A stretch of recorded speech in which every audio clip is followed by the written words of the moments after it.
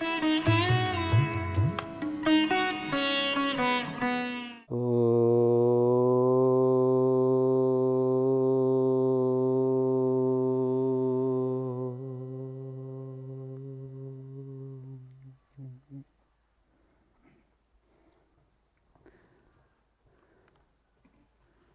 देखो कर्तृस्तेचा शरीरे कर्मणि ये चल रहा है ना।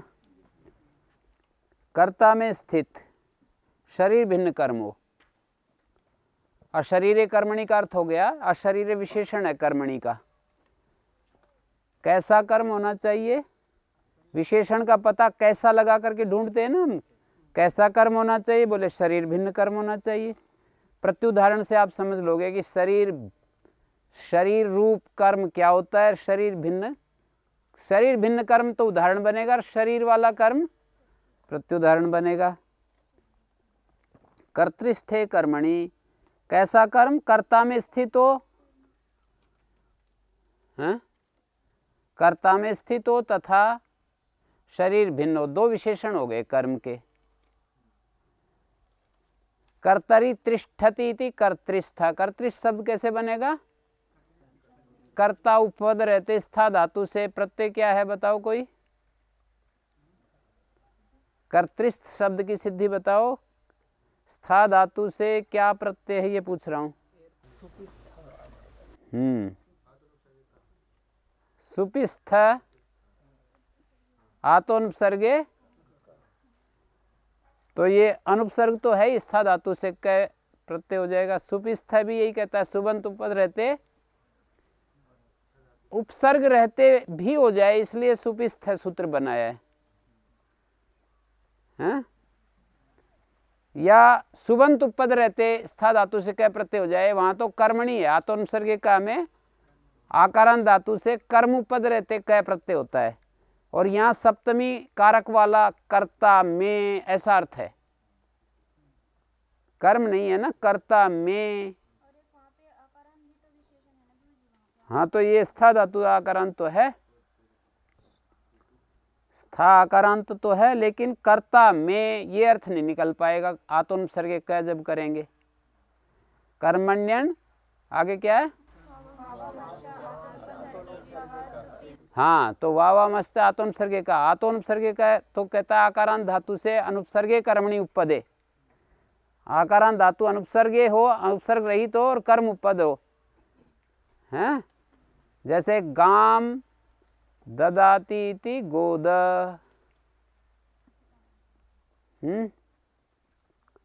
गाय को देने वाला गोदा होता है।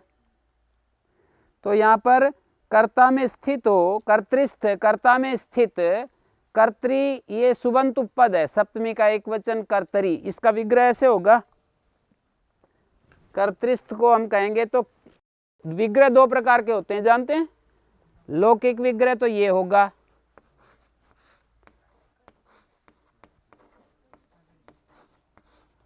और अलौकिक विग्रह इसका कर्तरी गी स्था क। इसी का ये लौकिक विग्रह, इसको अलौकिक विग्रह में प्रस्तुत करेंगे तो कर्तरी गी स्था क ऐसे कहेंगे।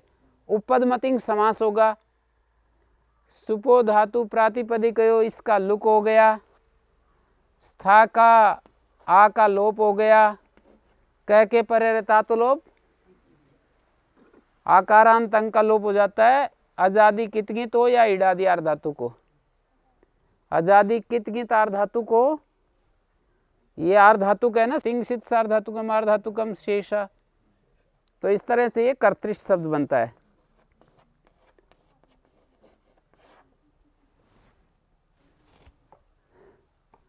कर्तृस्थ कर्म उपपद रहते और वो शरीर भिन्न हो। कर्तृस्थे कर्मणि शरीर भिन्ने उपपदे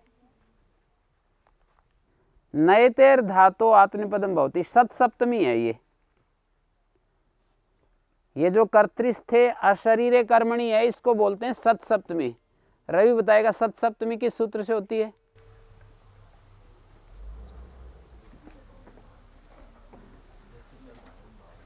हाँ, जिसकी क्रिया से दूसरी क्रिया लक्षित हो तो उस क्रिया और क्रियावान में सप्तमी विभक्ति हो जाती है। हैं? यस्य च भावेन भाव लक्षणम होती है सत सप्तमी। तो कर्तृस्थे कर्मणि शरीर भिन्ने कर्मणि सती, ऐसा अर्थ हो गया। सती जहाँ सत सप्तमी होती है सती शब्द का प्रयोग होगा या स्त्रीलिंग में सत्याम का प्रयोग होगा।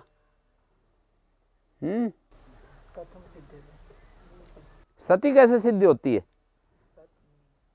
सत आगे गी विभक्ति का ई जोड़ दो। सत कैसे बनेगा वो एक अलग बात है। अस धातु से सत बनता है। अस क्षत्रि प्रत्यय हुआ, क्षत्रि का अत बचा और क्षत्रि के परे रहते स्नेसोर लोपा से अकार का लोप हो गया। स्न और अस के लोप हो जाता है अकार का। कहाँ पर होता है? कित कित सार धातुक परे रहते। स्नेसोर लोपा है ना, स्न और अस के आकार का लोप हो जाता है, स्नम के आकार का तथा अस के आकार का। स्नम विकर्ण वाला और अस धातु है। कहाँ पर लोप होता है? कित कित सार धातु। कंगति की अनुवृत्ति है, सार धातु के की अनुवृत्ति है, अतुत सार धातु के, और गम अंजन से कंगति की अनुवृत्ति आ रही है। तो किंगत सार धातु पर रहते आकार का लोप हो जाता है। तो देखिए सत बन गया ना, और सत से ई आया, गी का ई सती। यस्य च भावेन भाव लक्षणम को सत सप्तमी कह देते हैं। उस सूत्र का अर्थ है कि जिसकी क्रिया से दूसरी क्रिया लक्षित हो तो उस क्रियावान से सप्तमी हो जाती है। जैसे रामे गते दशरथो मृत, तो राम की गमन क्रिया से दशरथ की मरण क्रिया लक्षित हो रही है। पता चल रहा है। तो उस क्रियावान से, कौन सा है क्रियावान? रामे गते, ये क्रियावान हो गया ना, राम जो है क्रियावान है। तो उस क्रियावान से और क्रियावाची शब्द से भी, जैसे गत है, रामे गते, इन दोनों में सप्तमी होगी। और सते, सती ये अध्यार कर सकते हैं हम, ना भी करें तो गम्यमान है अपने आप ही सती। ये राम की गमन क्रिया से दशरथ की मरण क्रिया लक्षित हो रही है, तो ततो क्रियावता उस क्रियावान से सप्तमी हो जाती है। तो यहाँ क्रियावान जो है कौन है? राम है क्रियावान। तो राम क्रियावान से सप्तमी कही हुई, केवल राम से नहीं होगी, गत से भी होगी। हाँ, क्रियावान हो गया ना, ये क्रिया वाला। राम के जाने पर ततो क्रियावत है, क्रियावान से। क्रियावान तो राम ही है ना, वो क्रिया जिसके अंदर स्थित है। तो क्रिया क्रिया क्रियावान से है।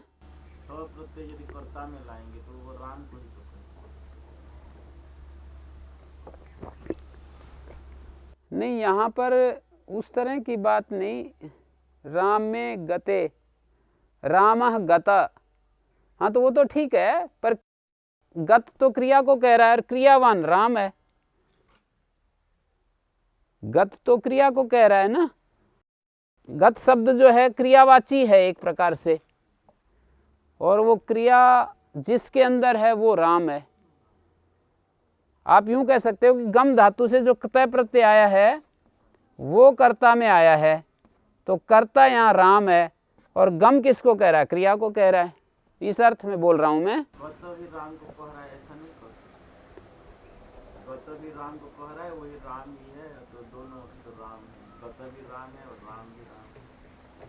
गत क्रिया के द्वारा कह रहे हैं ना राम को। उसमें काशिका में अर्थ क्या किया है? यस्य क्रिया अन्या क्रिया लक्ष्यते। भाव माने क्रिया, जिसकी क्रिया से दूसरी क्रिया लक्षित हो ततो क्रियावत है, ऐसे अर्थ दिया है। देखो ध्यान से, दूसरे देगा तीसरा पाद 37 नंबर। यस्य च भावेन तो क्रिया है, हाँ क्रियांतर लक्षित हो रही हो, ततो भाववत है। भाववत है शब्द का अर्थ है क्रियावत है। उस भाववान से, उस क्रियावान से सप्तमी हो जाती है। कोई एक क्रिया दूसरी क्रिया को लक्षित करती है ना। भाववतः का अर्थ होता है क्रियावतः। भाव शब्द क्रियावाची है, तो उस क्रियावान से सप्तमी विभक्ति हो जाती है। क्रियावान राम हो गया। में भी हम सप्तमी करते हैं। हाँ, इसके लिए कोई निर्देश नहीं किया। हाँ, तो वो क्रियावान से अलग नहीं रहती ना, इसलिए उसका समानाधिकरण होने से सप्तमी हो जाती है। क्रिया जो होती है क्रियावान से अलग नहीं रह सकती, इस कारण से सप्तमी हो जाती है। क्रिया के द्वारा दूसरी, क्रियांतर, अंतर मानी दूसरी, देश देशांतर, देश देशांतर, देशांतर मानी दूसरा देश, क्रियांतर मानी क्रिया के द्वारा दूसरी क्रिया लक्षित हो रही हो तो उस क्रियावान से सप्तमी हो जाती है। और क्रिया क्रियावान से अलग नहीं रहती है। भाव का मतलब क्रिया। यस्य च भावेन, भावेन माने क्रियया।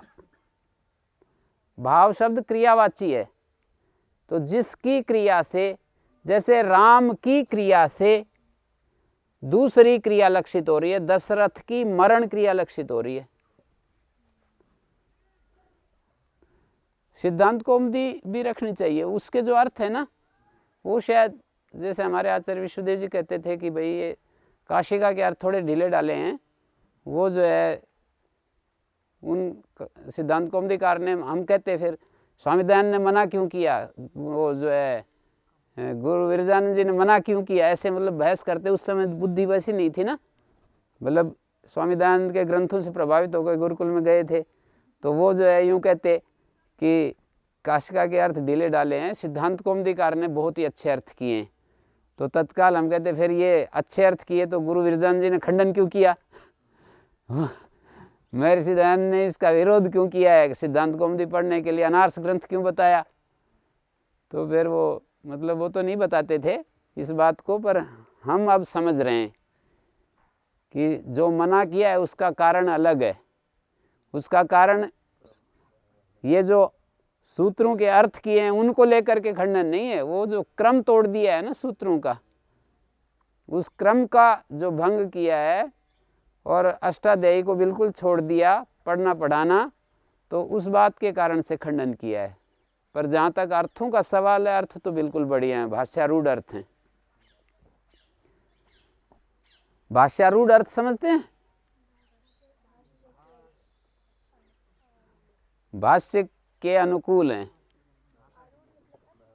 ये जो है होने पर ये क्रिया है ना, इससे जैसे क्रोधम विनयते, क्रोध के कर्तृस्थ कर्म के होने पर दूसरी क्रिया लक्षित हो रही है। नयते रात में पदम भवती, भौतिक क्रिया, दूसरी एक भौतिक क्रिया लक्षित हो रही है। फिर देखो इनका जो प्रश्न है धर्मेंद्र जी का, उसका उत्तर दे रहा हूं। ये यूं कह रहे हैं कि यहां पर सत सप्तमी को कैसे देखेंगे, तो इसका उत्तर दे रहा हूं। कर्ता में स्थित कर्म शरीर भिन्न होने पर, शरीर भिन्न कर्ता में स्थित कर्म के होने पर नी धातु से आत्मपद होता है। ये वाक्य है ना, इस वाक्य में हम देखेंगे कि कर्तृस्थे कर्मणि या शरीरे, इस क्रिया से होना एक क्रिया है, दूसरी होना एक दूसरी क्रिया है। दो क्रियाएं हैं ना, होना होना।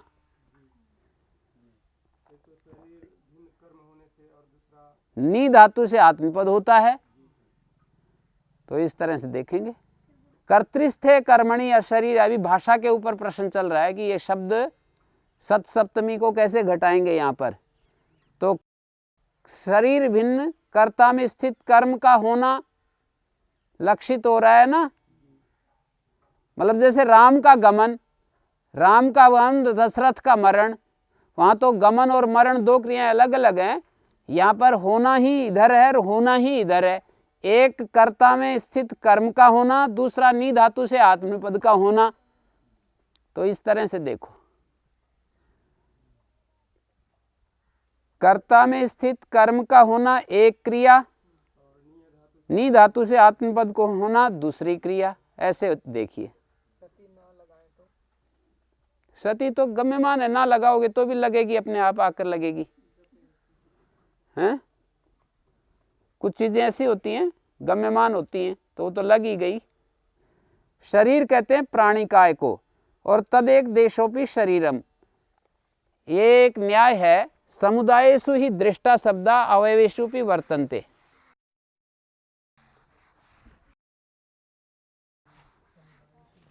जैसे शरीर कहते हैं पूरे प्राणिकाय को, देखो शरीर मानी प्राणिकाय।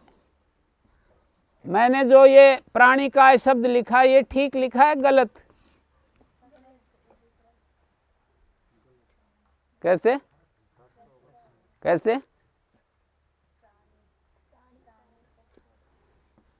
प्राणी तो दीर्घ ही होता है, पर यहां समास में प्राणी काय प्राणीन शब्द होता है ना, तो इसलिए न का लोप होकर प्राणिकाय बनता है। जैसे शास्त्री प्रथम वर्ष कोई लिखे तो ऐसे लिखना पड़ता है, और केवल शास्त्री लिखें तब ऐसा लिखते हैं। हाँ, अकेला राजा लिखते हैं और राजपुरुष तो न का लोप हो जाता है। हैं? दंडी पुरुषः तो ये लिखेंगे, और अकेला दंडी ऐसा होगा। और रोज कुछ कुछ नई नई बातें यदि आपको पता चलती रहे, आपके दिमाग में ऐसा आभास होना चाहिए कि ये नई बातें मिली, इतनी सारी कई सारी नई बातें मिली। ऐसे रोज आपको यदि आभास हो तो इसका मतलब समझ में आ रहा है, और आपको कुछ फर्क ही नहीं पड़ा, मतलब पढ़ लिया और फर्क कुछ पड़ा नहीं, तो इसका मतलब आपने ध्यान से नहीं पढ़ा। यदि ऐसा अनुभूति नहीं हो रही है, तो आप प्रकाश महसूस नहीं हो रहा है आपको, तो इसका मतलब अच्छा नहीं पढ़े हैं। आपको ऐसा प्रकाश महसूस होना चाहिए कि ये तो नई बात मिली। कुछ भी जैसे पढ़ते हैं हम, कोई भी अध्यात्म पढ़ें, कोई धर्मशास्त्र पढ़ें, वेद पढ़ें, व्याकरण पढ़ें, कुछ भी पढ़ें, कोई गणित पढ़ें, भाषा पढ़ें, कुछ भी नया नया हमें अनुभव होना चाहिए कि ये तो नई बात मिल रही है, तो विद्या की उन्नति हो रही है, ऐसा समझा जाएगा। प्राणी का शरीर होता है, तद एक देशों भी शरीरम, समुदायेषु दृष्टा शब्दा अवयवेषु भी वर्तन्ते। समुदाय में जिन शब्दों का व्यवहार होता है अवयव में भी होता है। ठीक हो गया। क्रोधम विनयते उदाहरण है, देखो ये जो क्रोध है ये कर्ता में स्थित है। कौन सा कर्ता है ये? विनयते में जो ते का कर्ता है ना, यहां पर लिखा है नयते कर्ता देवदत्तादि लकार वाच्या, पहली पंक्ति में लिखा है, देखो नी धातु का कर्ता, नयते स्थित निर्देश है, नयते है स्थित निर्देश है षष्ठी, नी धातु का कर्ता, तो नयते कर्ता देवदत्तादि लकार वाच्या, नी धातु का कर्ता जो देवदत्तादि है, यहाँ देवदत्त गम्यमान है ना, लकार वाच्या, इस ते के द्वारा देवदत्त कहा जा रहा है। मान लो बोला नहीं हमने तो भी गम्यमान तो है ही, कोई ना कोई कर्ता तो होना ही चाहिए, अंडरस्टूड बोल देते हैं अंग्रेजी में। तो ये ते के द्वारा ये देवदत्त कर्ता कहा जा रहा है, लकार वाच्य है वो। क्रोधम विनयते, कर्ता में स्थित कर्म है ये क्रोधम। ये जो क्रोध कर्म है ये ऐसा है जो कि देवदत्त के अंदर स्थित है, उसके दिमाग में स्थित है। क्रोध तो दिमाग में ही है ना, मतलब हमारे अहंकार को चोट लगे या हमारी कोई हानि करे, हमारा अपमान करे, हमारी इच्छा पूर्ति ना हो, या हम जैसा चाहते हैं वैसा उससे विपरीत कुछ हो, तभी तो होता है। हमारी प्रतिकूलता का नाम और उसको न सहने का नाम ही तो क्रोध है। हमारे को प्रतिकूलता महसूस हो रही है और उसको सहन कर नहीं पा रहे हैं, इसी का नाम क्रोध है।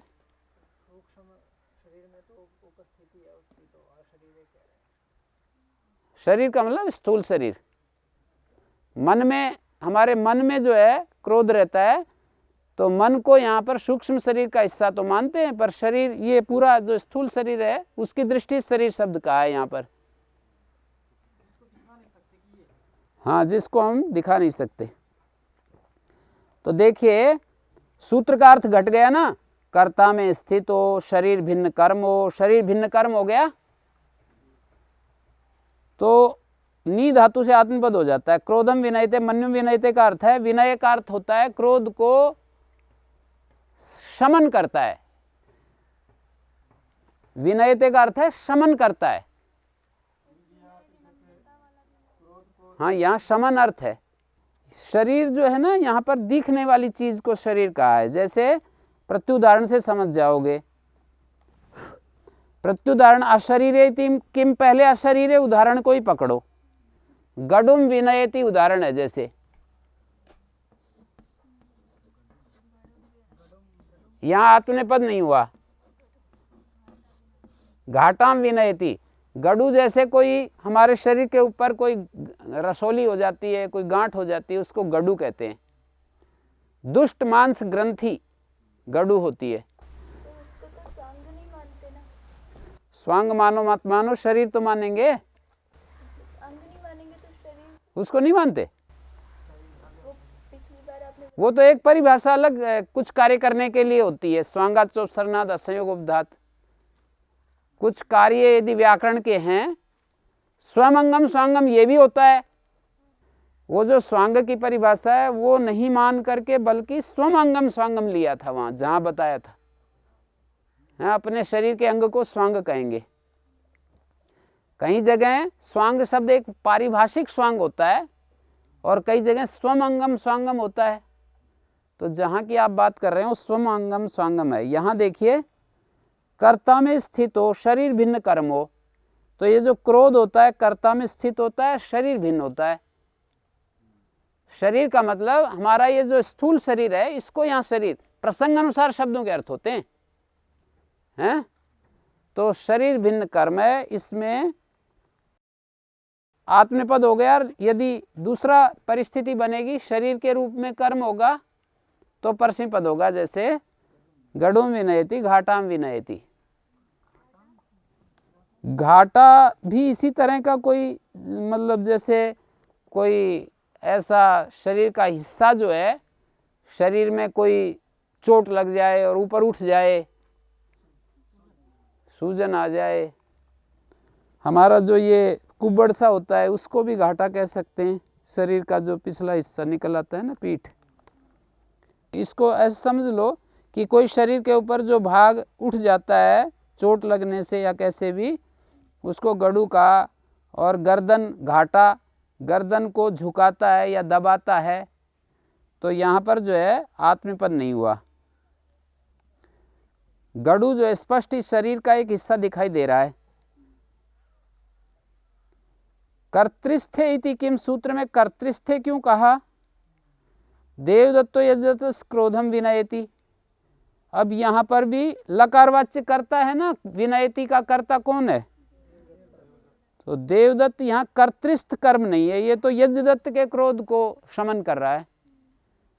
देवदत्त ज्ञान के द्वारा या भय के द्वारा यजदत्त के क्रोध को शमन कर रहा है। असली शमन तो ज्ञान से ही होता है, पर ऊपर ऊपर जैसे कोई आदमी ज्ञान के द्वारा यजदत्त के क्रोध को शमन करता है। अशरीरे इति किम, गडुम ये उदाहरण हो गया। देखिए विनयति बन रहा है, विनयति विनयता विनयंती, विनयसी विनयथा विनयथा, विनयामि विनयावय विनयामय। जिसने कहा देवदत्त क्रोधम विनयते, तो ये खुद के क्रोध का शमन कर रहा है। देव हैं, और दूसरा जो वाक्य देवदत्त तो यजदत्त, देवदत्त यजदत्त के क्रोध का शमन कर रहा है। हाँ जी।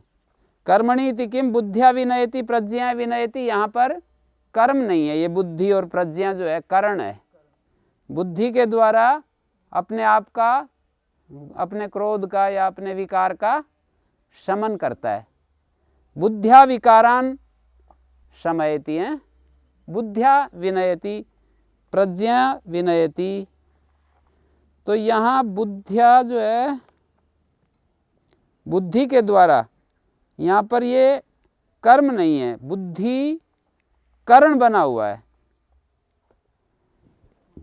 कैसे होगा फिर करण बनने से?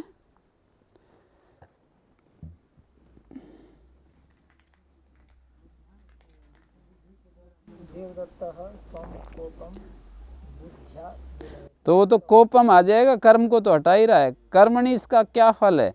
बुद्धिया विनयति, बुद्धि से विनम्र होता है। विनयति प्रज्ञा विनयति, प्रज्ञा से शमन कर रहा है, विकार को शमन नहीं कर रहा है। यहाँ कर्म का शमन नहीं है, सामान्य रूप से कह रहे हैं कि बुद्धिया विनयति, बुद्धि से शांत हो रहा है। अकर्मक बनाना पड़ेगा इसको। बुद्धि से शांत हो रहा है, प्रज्ञा से कोई व्यक्ति शांत हो रहा है। कर्मणि को हटा दें यदि सूत्र से, कर्तृस्थे चा शरीर इतना ही रखें, शरीर भिन्न कर्ता में स्थित हो, चाहे कर्म हो चाहे करण हो, तो आत्मनिपद हो जाता है, ये अर्थ निकलेगा। तो यहाँ करण के होने पर कर्ता में स्थित है और शरीर भिन्न है, तो आत्मनिपद होने लगेगा। बुद्धिया विनयति होने लगेगा, ऐसे बोलेंगे। होने लगेगा माने ऐसा बनने लगेगा।